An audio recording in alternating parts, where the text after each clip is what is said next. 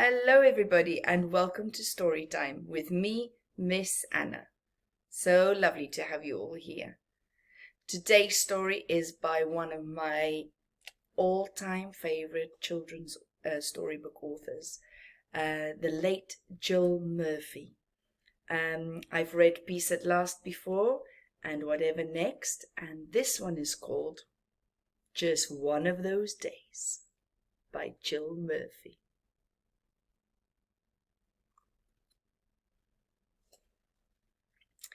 It had been a long night.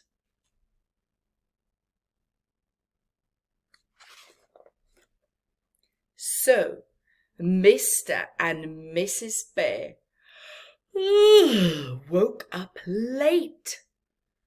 They left Baby Bear dreaming of dinosaurs while they got ready for work.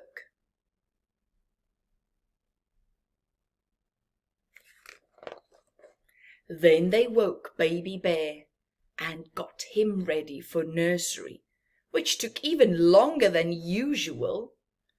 Outside it was raining. Mr. Bear got the bus, and Mrs. Bear took Baby Bear to nursery on her way to work.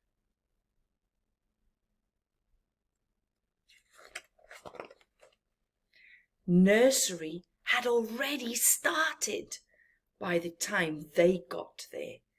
In the cloakroom, Baby Bear wouldn't take his coat off. "I want to go home," he said in a very small voice. Mrs. Bear took Baby Bear to join the class. His teacher was reading them a story. "There you are," she said. "In you come."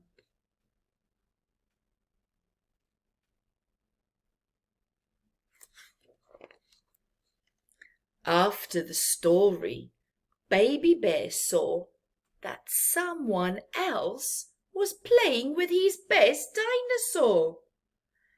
"Mine!" he yelled. "No, no," said his teacher. "Come and play with Diplodocus instead. He's just as nice." Baby Bear tried hard to like Diplodocus, but his mouth didn't open and he didn't have purple blotches. So it was difficult.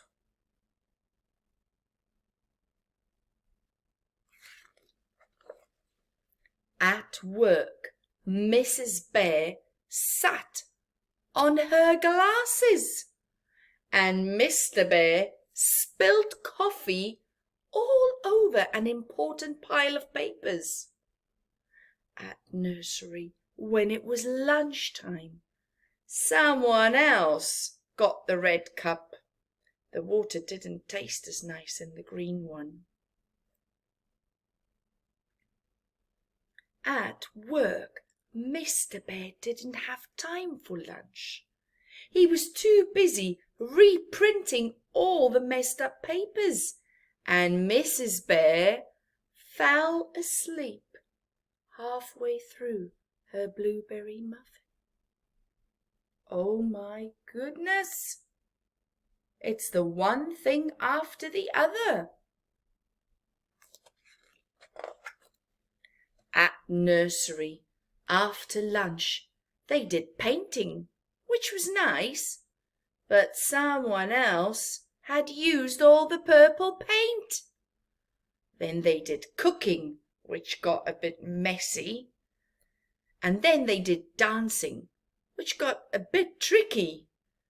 "I want you all to dance like trees in the wind," said their teacher. Oh, Baby Bear is not having a good day, is he? By the end of the day, Baby Bear could hardly keep his eyes open. He was so glad to see his mum waiting for him. It was still raining as they trudged home together. "Daddy's bringing in pizza," said Mrs. Bear, "so we don't have to cook." When they got home, Mrs. Bear and Baby Bear got into their comfy pajamas. Sounds like a plan to me. Daddy's home, yelled Baby Bear. Mr. Bear came in with a big pizza box and a carrier bag. Look in the bag, he said. It's something for you.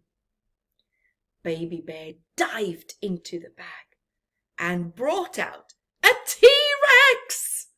He's exactly the same as the one you always play with at nursery, said Mr. Bear proudly.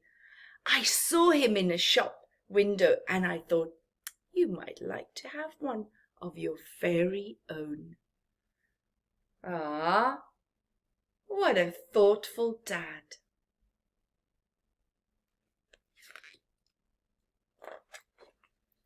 Baby Bear tested the jaw to make sure it moved. Then he hugged Mr. Bear very tightly. Then he took off the labels. Then he and T-Rex roared and chased Mum and Dad into the kitchen. Better get this pizza onto the plates, said Mrs. Bear, before someone goes into orbit. Baby Bear is super excited.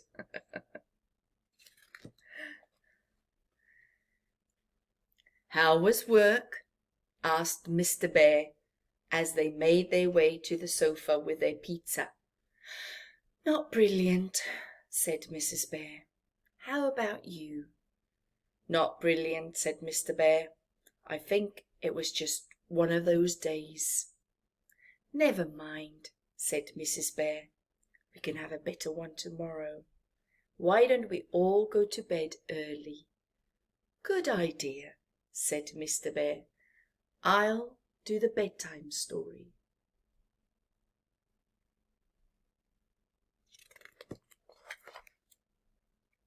And he did.